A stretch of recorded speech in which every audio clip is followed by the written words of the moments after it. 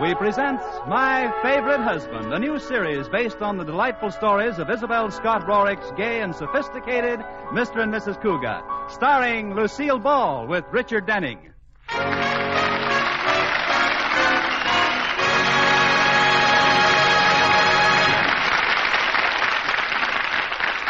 10 years ago, Elizabeth Elliot decided to marry an eligible bachelor. So she picked handsome, man-about-town George Cougat. Because, as Liz put it... George was the most eligible bachelor eligible. Well, since their marriage, neither Liz nor George has said much about children. But then, children have never said much about them either. That's because they don't have any. Children, I mean. In fact, the only time it ever came up was when they returned from their honeymoon, and George was showing Liz around their new house. Wait a minute, George. What's this little bedroom here? Well, I kind of thought it would look cute and pink and blue with nursery rhymes on the walls. But we can fix it up temporarily as a maid's room. What do you mean, temporarily as a maid's room? Well, someday we may want a couple of little ones. You mean a couple of little maids instead of one big one?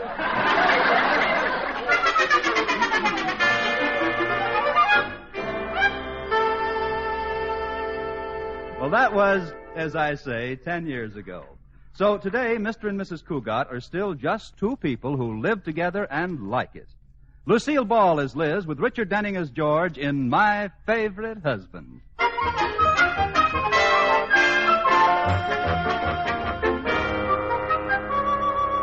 It is morning at the Cougat house. Katy, the maid, has gone out to the mailbox to see if the postman left any ads or blotters, and Liz is cooking breakfast, and George is still upstairs dressing. Finally, Liz goes to the foot of the stairs and calls. George! Yes, darling? I've got your breakfast ready. The toast is burned just the way you like it. Okay, I'll be right down. Oh, Mrs. Cougat. Yes, Katy? Why does Mr. Cougat like burnt toast? I don't know. He developed a taste for it after we were married. Good morning, Liz, darling. Morning, Katy. Morning, Mr. Cougat. George, aren't you going to kiss me this morning? On an empty stomach? Certainly. Give me a kiss. I'm fresh out. Oh, come on, George. You must have an old kiss lying around somewhere. Okay. There. How's that? That wasn't just lying around. It was dead. That had all the zip of the old George Cougat. Well, the old George Cougat better get a new zipper. What are you laughing about, Katy? I was just thinking about my first husband, Clarence. Now, there was a kisser. Good? No, ugly. Come on, George. Your breakfast is ready. Oh, so am I. Where's the morning paper, Katy? George, are you going to bury yourself in that paper again this morning? Oh, I just want to look at the financial page and see how the stock market is doing. Oh, here it is, Mr. Cougat. Oh, thanks, Katy. Let's see now. Amalgamated copper, Fisk tires. AT&T is down 2 points. I'd better get some. TP&L is down 1 point. Well, I'd better get some. SFO&P is down 3 points. I'd better get some. What's the matter? BVD is down 2 cents. You need some. Liz has been looking. You've been showing. Oh, here's an item about Jane Kendall. I have to get her something, George. She's expecting her baby. Yeah, baby. I don't want to have any of that last-minute rushing. Yeah, rushing. You know, having a baby must be pretty tough. Yeah, pretty tough. George, are you listening to me? Oh, sure, Liz, every word. What did I say? Say? Why, you said those Russians are pretty tough babies. Didn't you? No, I didn't. Oh. Tough Russians are pretty babies? Wrong again. Pretty Russian babies are tough? Never mind. Yugoslav babies? I said, never mind. If you weren't lost in that financial page, you'd hear what I said. Well, but Liz, in my business, it's important that I know what's happening in the stock market. I have to keep an eye on the bulls and the bears so that some wolf in sheep's clothing doesn't make me the goat. After all, I work in a bank. Sounds like the Chicago stockyards. I don't see what's so wonderful about that financial page. It bores me stiff. I haven't the slightest interest in finances. Well, that's because you're not in business, darling. Say, was there any mail this morning? Katy! Yes, ma'am. Was there any mail this morning? Just the morning mail. Well, that sounds reasonable. Is that all? One letter? That's all, Mr. Cougat. But the people next door got a lot of mail this morning. Shall I go over and borrow some? Don't bother, Katy. Open the letter, George. It's probably from someone who's on their vacation. All of our friends are out of town. Let's see now. Who do we know that went to the mountains or the seashore? It's from Barclay Brothers Department Store. Oh, it can't be. Why not? Well, who do we know that would spend their vacation at a department store? Nobody. But we do know somebody who would run up a bill there last month of $250, don't we, Liz? Liz? Oh, what's new on the financial page, George? Liz. Oh, come on, George. Tell me about the Bears and the Bulls again, George. George, will you, George? Huh? Liz, this is serious. You went over your allowance again, didn't you? Yes, George. Oh, Liz. What am I going to do with you? Raise my allowance? I can't raise your allowance. I didn't get that mortgage deal with that real estate woman in Florida. Oh. Old man Atterbury must have found out about it because I didn't get that raise. Well, tell him you can't raise a wife and children on your salary. Well, but Liz, Mr. Atterbury knows we don't have any children. Well, then tell him we're expecting some on the next boat. Boat from where? Well, wherever children come from. Had a talk with your mother lately, Liz? Of course. What did she say? She gave me a book to read. You know, what was the name of it? How to Win Friends and Influence People. Well, that ought to do the trick. Liz, there's only one sensible thing for us to do. I knew you'd think of something, George. We've got to live within our means. Mm-hmm. Stick to our budget. Wonderful idea. It's not only sensible, it's impossible. It's really very simple, Liz. How? Well, just don't charge things we don't need. Sounds simple, doesn't it? Of course. George, from now on, I promise I won't charge a thing we don't need. Good. I'll pay cash for it.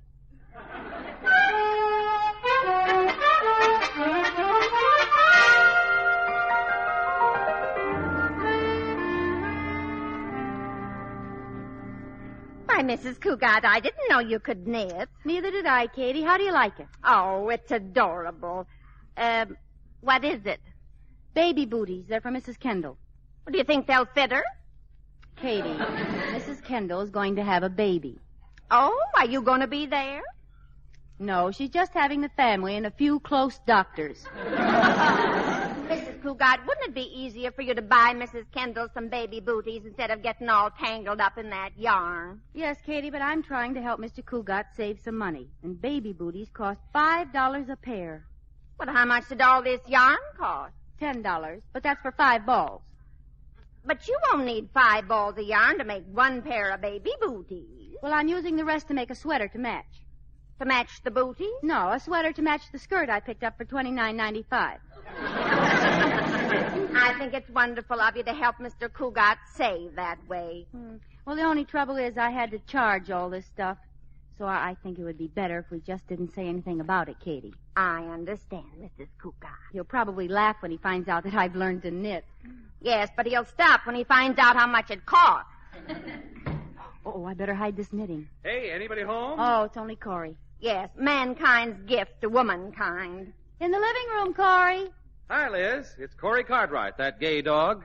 Throw him a bone, Katy. Oh, I'm not in the mood for jokes, Liz. I'll put your hat in the hall, Mr. Cartwright. What's the matter, Corey? I met the most beautiful girl at a beautiful party in a beautiful penthouse last night. Didn't you have fun? Yes, the beautiful girl and I spent a beautiful evening looking at the beautiful moon. Sounds beautiful. Not quite. Why? She had an ugly husband. What was his name? I don't know. He never did catch me. Corey, what makes you so fickle? Well, I'm not fickle, Liz. I just can't make up my mind. Well, sooner or later, the right girl will come along, and then you'll settle down, and she'll be knitting these. Liz, am I seeing things? Are you knitting baby things? Yes, baby booties. Liz, you mean you? Why didn't you tell me? Well, I didn't know you'd be that interested. Interested? Of course I'm interested. Congratulations. Well, thanks. Why, I had no idea. Neither did I. In fact, I was just telling Katy I didn't know I could do it myself. Of course you can, Liz. I think every married woman should. You do? Certainly. Well, what's marriage got to do with it? But good old George, he hasn't said a word about this, Liz. Well, good old George doesn't know about it. I'll bet George... I beg your pardon? George doesn't know about it, and don't you tell him. But why? Shouldn't he know? No, Mr. Atterbury didn't give him his raise, and this wasn't on our budget, so I had to charge it. They have time payments for everything these days. But really, Liz, don't you think you should tell him? No, he'd only worry about the budget. And besides, if George found out about this, he'd want me to take it back.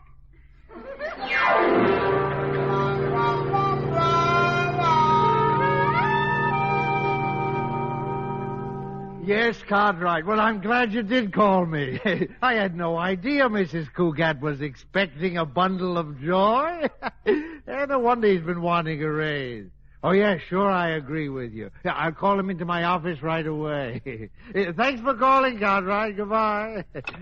Well, so young Cougat's finally going to have an addition to the family, eh? Wonderful, wonderful. Miss Johnson, you come into my office.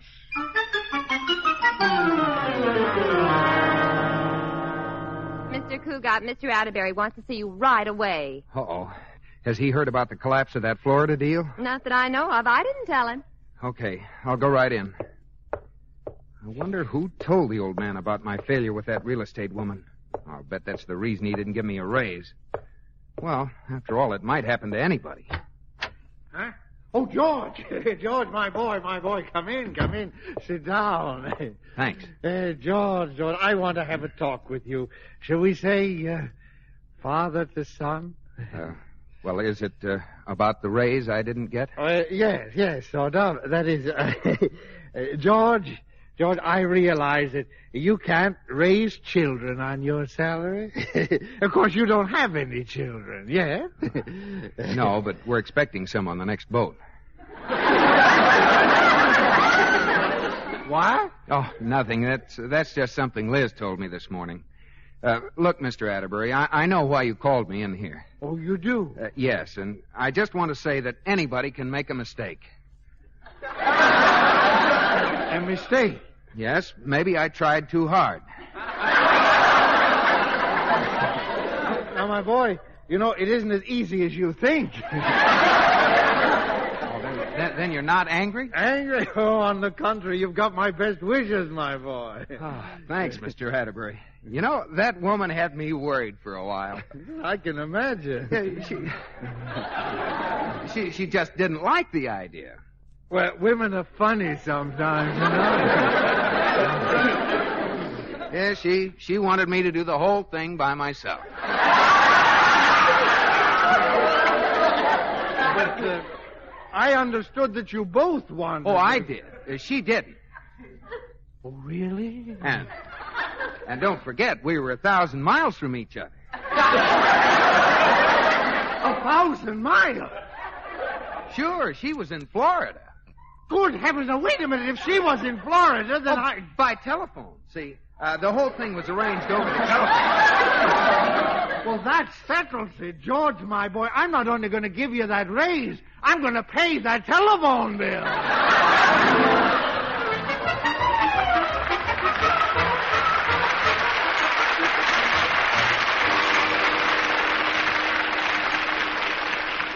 Hello, George. Hi, Liz. Darling, you're looking at a new man, the brand new 1948 model George Cougat. How much did you get for the old one? Plenty.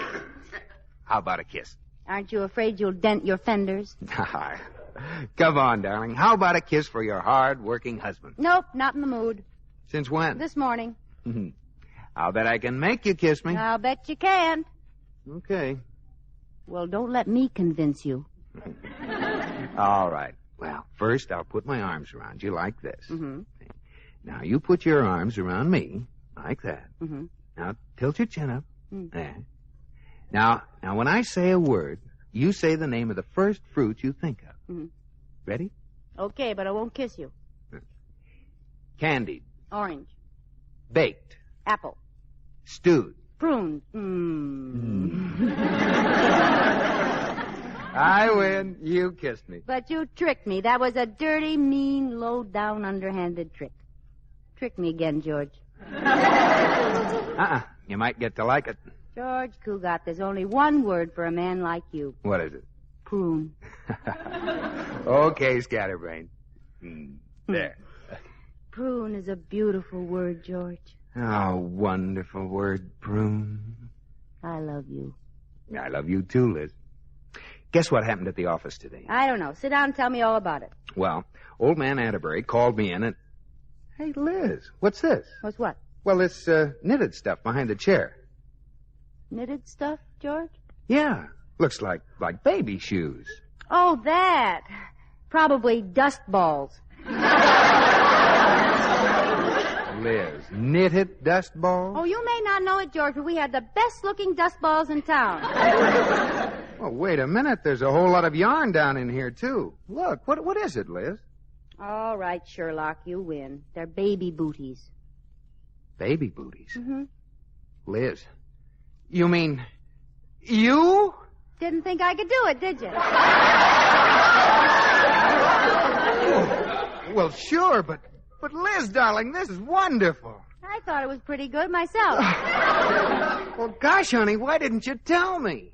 I was afraid you'd be sore. I charged all that yarn to our account, and I went over our budget again. Oh, all this yarn to make one pair of baby booties? Oh, what are you going to do with the rest of it? Why, Well, what, Liz? Well, make more baby booties. More? Mm-hmm. Oh, good night. How many will you need? Well, you never can tell, George. It might be triplets. Triplets? Mm-hmm. Holy cats. I told old man Atterbury we were expecting some on the next boat. I didn't know the fleet was in. Katy, come quick. Mr. Cougat's fainted. Well, what happened, Mrs. Cougat? I don't know. He said something about the fleet's in, then he sank.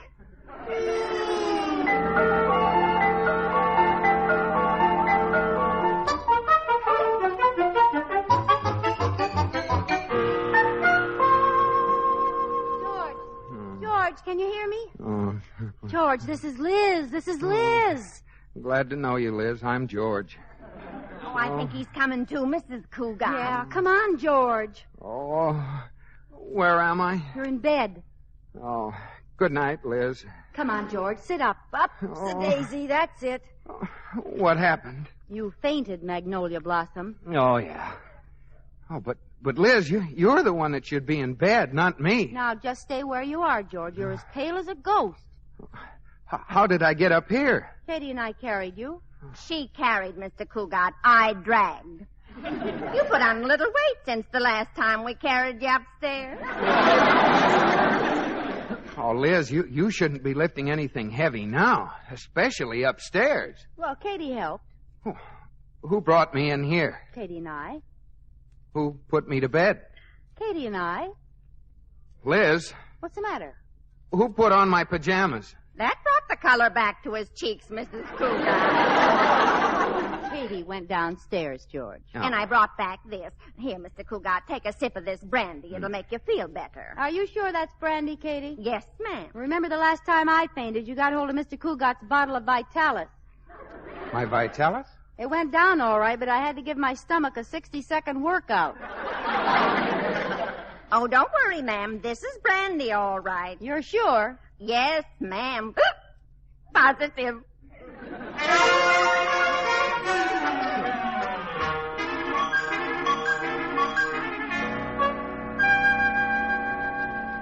Oh, darn it, Corey. I haven't been able to do any work all day. Look at the stuff piled up on my desk. So Liz finally told you about the baby, huh, George? Well, not exactly, but when I found those baby booties, she could hardly deny it.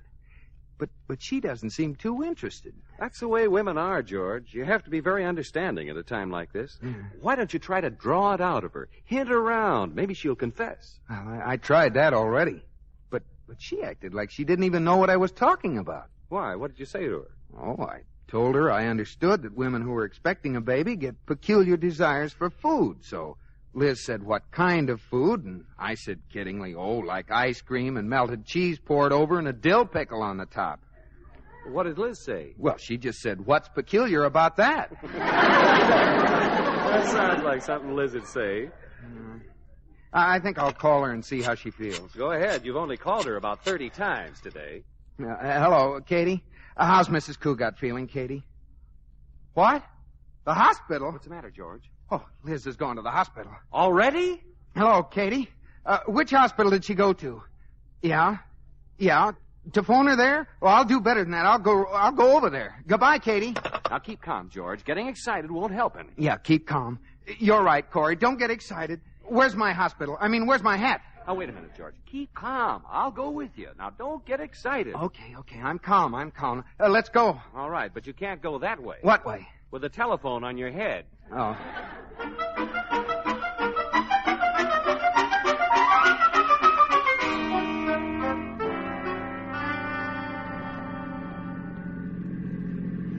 Thanks a million for coming to the hospital with me, Liz. It was wonderful of you. Well, you're welcome, Jane, honey. I'm only glad I could do something to help. You have. Norman was so worried. He's read so many stories in the paper about taxi drivers having to stop on the way to the hospital because the baby arrived ahead of time. I wonder if they leave the meter running when that happens. Oh, you make me feel good, Liz, when I probably should be feeling horrible. Do I, honey? I guess you're always a little anxious with the first one. Well, you haven't anything to worry about, Jane. You'll be all right. And when it's all over, you'll realize that this has been a very wonderful experience for you. Something you wouldn't take $1 million for.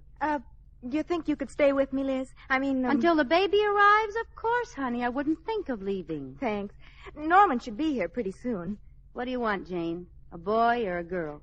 Well, I'd sort of like a little girl. How about Norman? Oh, he says he just wants a boy or a girl. Well, I hope he isn't disappointed.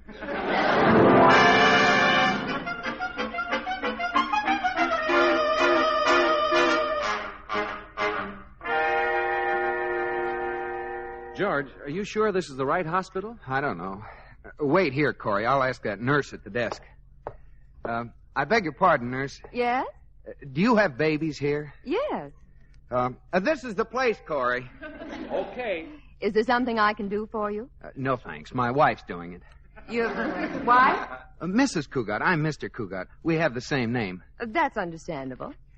Is she here? Yes, she is, Mr. Cougat. But you can't see her now. She left a message for you. Oh, what is it? She said to tell you that she's decided to stay at the hospital until the baby arrives. Oh. Well, will you give her a message for me? Certainly. Just tell her I think that she's made a wise decision.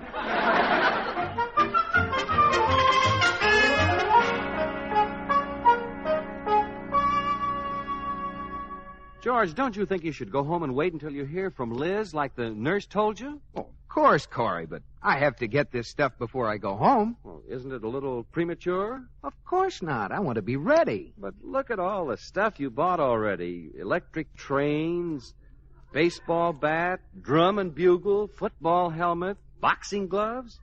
Maybe I should get him a football, too. George, do you realize that a newborn infant can't even stand up, much less play football? Why don't you get it a rattle? A rattle?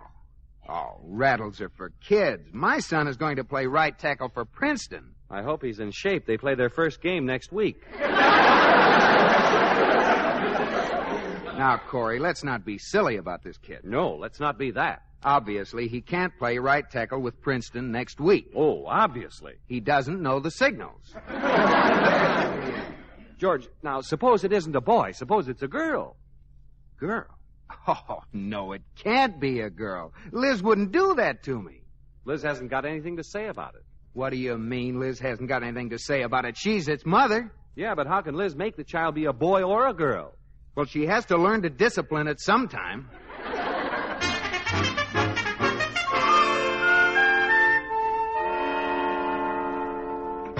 Hello, Katy. Oh, Mrs. Cougat. Did Mrs. Kendall have her baby? Yes, she did. Is Mr. Cougat home? Yes, ma'am. He and Mr. Cartwright are in the study and acting mighty strange, if you ask me. Oh, really? I'll go in. Will dinner be ready soon? Yes, ma'am, in about a half hour. George. Oh, George. What in the name of... George! Look out, Corey. Here comes the eastbound express.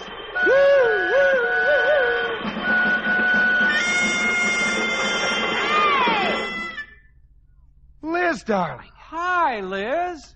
Liz, what are you doing home so soon? What do you mean soon? It's after 7. Oh. Yeah, but what about the baby? It was born an hour ago. An hour ago? Sure. But how'd you get out of the hospital? I walked out. How do you think? Oh, but didn't the doctor say anything to you? Yes, he said goodbye.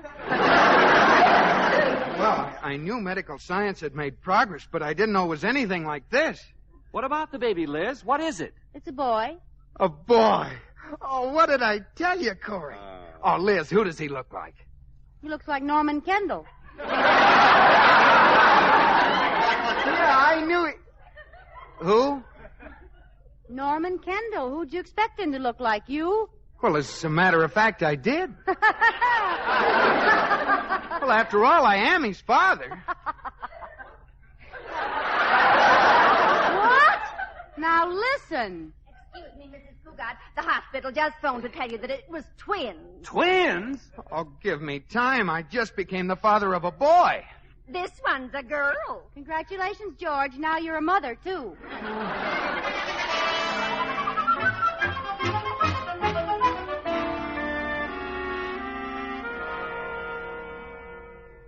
Oh, Liz, darling, why didn't you tell me Jane and Norman Kendall were expecting a baby? I told you the other morning at breakfast, but you were too busy reading the financial page. Oh. That reminds me. Where's the evening paper? I'm sitting on it. Sitting on it? Why? Because I want to tell you about Mitzi, and I don't want you to get me mixed up with Mitzi like you did with Jane. All right. What is it? Mrs. Jordan says Mitzi is expecting. Who's Mitzi? Her Cocker Spaniel.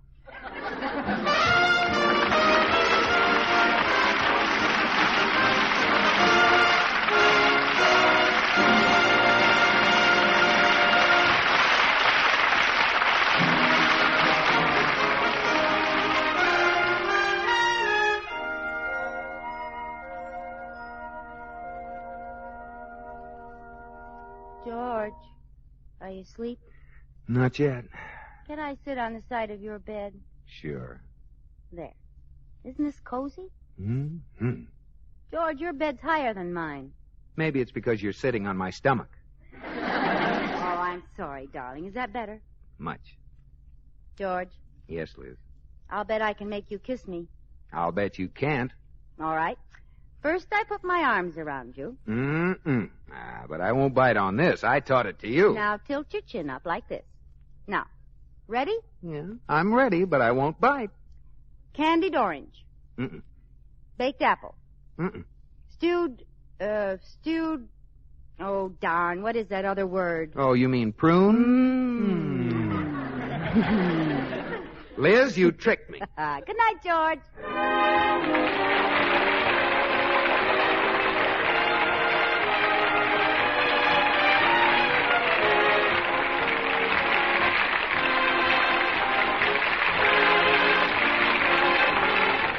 My Favorite Husband has been presented through the worldwide facilities of the United States Armed Forces Radio and Television Service.